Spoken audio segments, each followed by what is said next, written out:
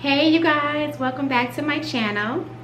So today I'm going to talk a little bit about vibration and energy. So let's just jump right into the video.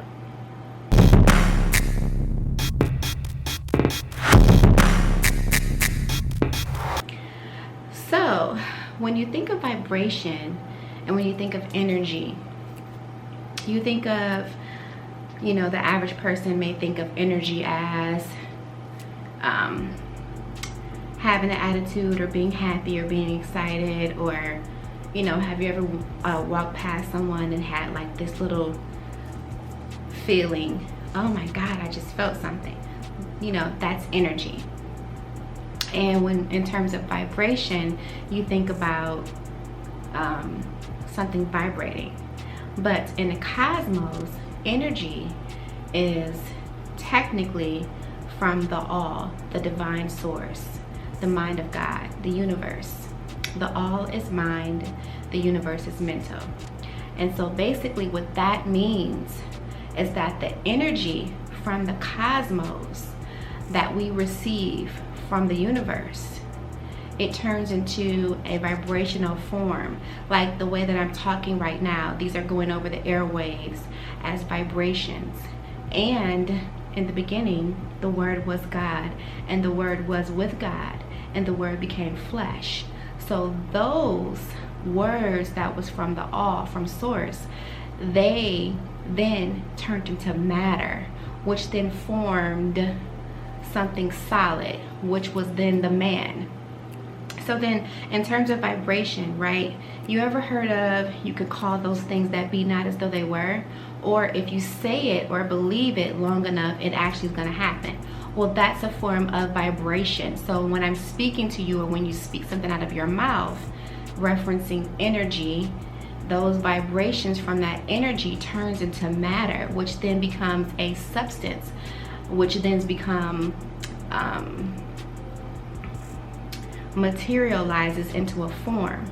So just like these crystals here. So these are all the examples I'm giving you, but it all means the same thing. So I want to go a little bit deeper when you think about vibrations. So the vibrations that we have when we put our intentions into something, we put our energy, we close our mind, we begin to use our mind as the co-creator being that we are. So we use our subconscious mind and our conscious mind to bring things into fruition. And so those things then begins to vibrate as it develops into the form, the substance form, which was matter, that turns into a solid being, that turns into a solid form, and it manifests what it is that you're asking for. So the reason why I wanted to talk about that is because that is all what I'm about. And a lot of people say that that's alchemy as well. So alchemy is when you can actually create things, in lack of a better term of just, being in layman terms. You're creating things, you're putting things together, you're manifesting things, you're mixing things together, you're doing recipes and things of that nature. And I think it's really important to do that. And that's why I like to reference to the moons and the sun and the energy, because of the cosmic realm. So this full moon would be a perfect time to use those different techniques. I'm actually reading a book. This book is really good. It's called The Ancient Future, and this book talks a lot about the universal laws of and it's awesome. And so is the Kabbalion. It also talks a lot about the laws, and it's a Kemetic philosophy, and it's very interesting. It actually goes into a lot of different detail about a lot of different things that I'm going to share with you guys. But it's very important to watch your energy. It's very important to guard your spirit, guard your eye gate, guard your ear gate, and it's very important to make sure that whenever you're having any type of negative thoughts, that you can bring yourself back to center, or you can actually cancel those thoughts out by just saying, I cancel that, or I come against that, or I rebuke that, whatever resonates with you, right? And when you do that, you're actually canceling any assignment that you're sending out into the ethers, because the universe doesn't really recognize good and bad, right? It only recognizes what it is that you can co-create in your mind. So when you co-create and you come up with these different thoughts, you're then beginning to form it into the vibrations. And you got to be very careful with that, because you can actually manifest things whether you want it or not. A lot of us say, oh, I want this, I want that. But then, do you really want that? Are you sure you want that? Because if you get it, you just better be careful. You might get what you're asking for. I just had to say that. But you guys, I'm on a journey here, and this journey, I'm allowing myself to open up my third eye, pineal gland, to be more knowledgeable about the things in the supernatural realm. And the things that I'm learning is very, very, very essential to what it is that I'm looking for. I'm looking for the truth. I'm looking for what resonates with me. I'm looking for not something sugar-coated. I'm not looking for a message from a pastor. I'm not looking to be in a congregation. I'm actually going into my studies myself. And what I'm finding is that whenever you deal with a lot of what ifs, or is that real, or this and that, and you just can't seem to really believe and actually feel like that is the solid truth for you, I find myself always going within, because I am the closest thing that I know that's connected to source. We all are as beings. So what I mean by that is just bringing yourself back to center and connecting with the source that's within you. When I reference source, I'm talking about the Almighty Creator, the All. And I'm so happy to share this platform with you guys, so that you guys can follow me on my journey, because it's getting deep.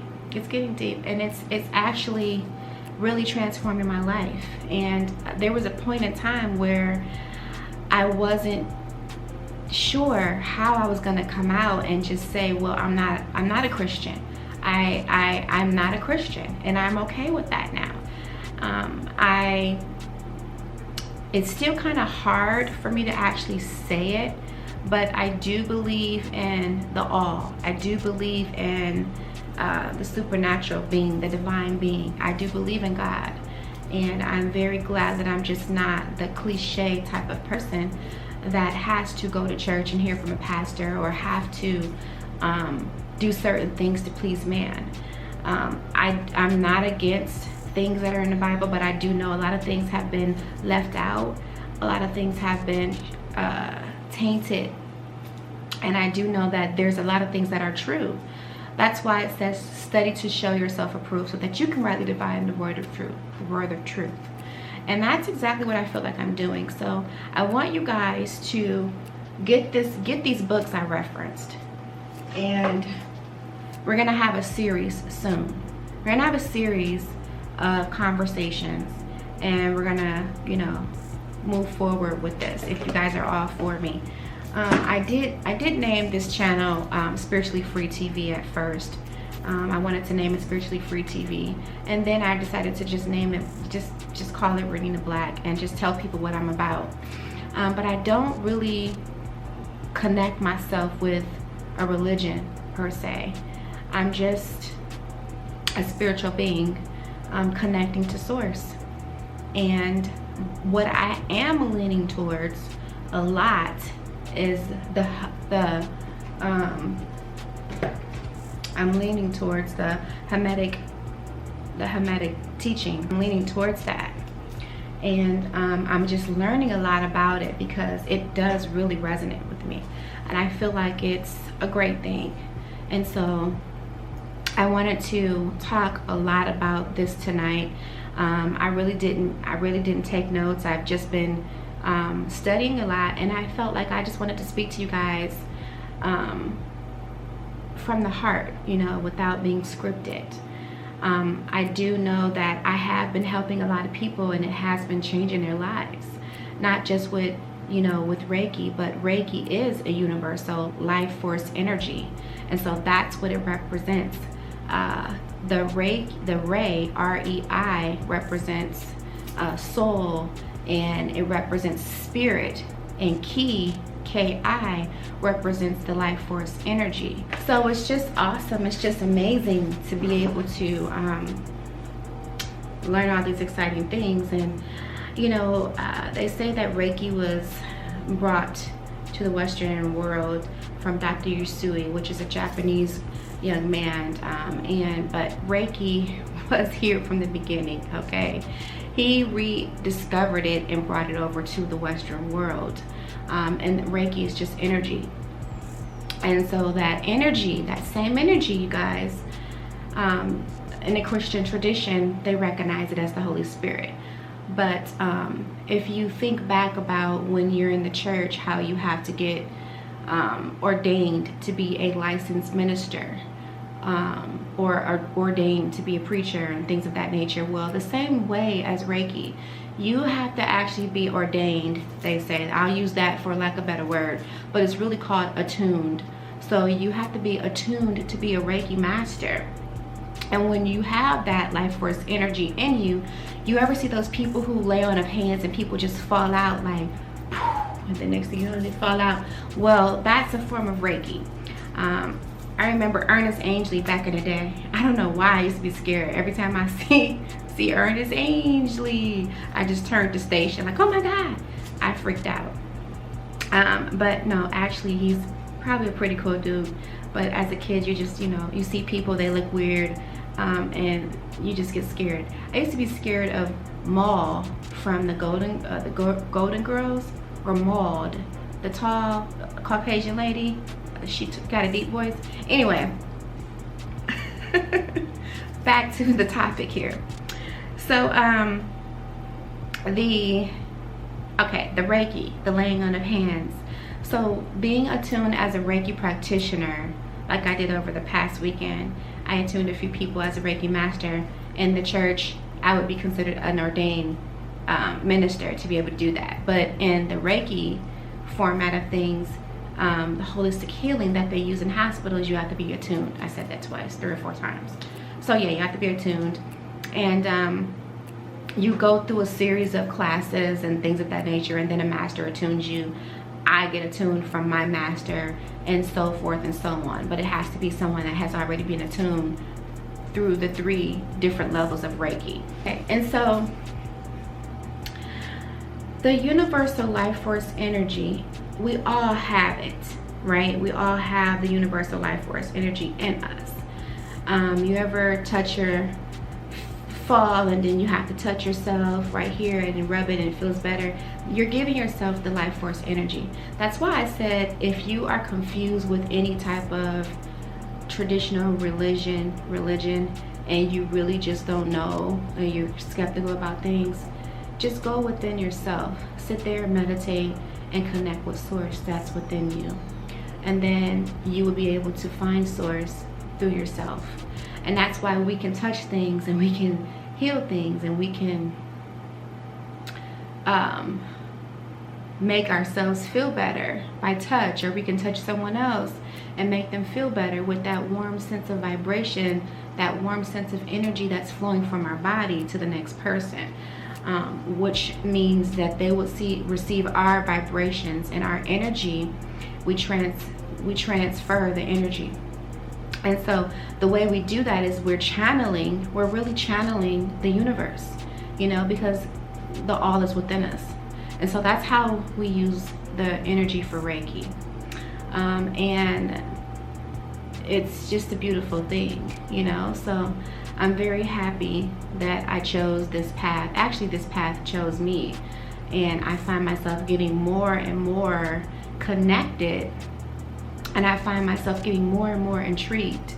You know, I was just reading in that book about sacred geometry, and I was learning that in sacred geometry, the void, after you do the diagrams and things of that nature, I was learning about the lines. The straight lines are masculine energy, the curved lines are feminine energy. But then when they become some type of dialogue within those different parameters, if I'm saying that right, their spirit.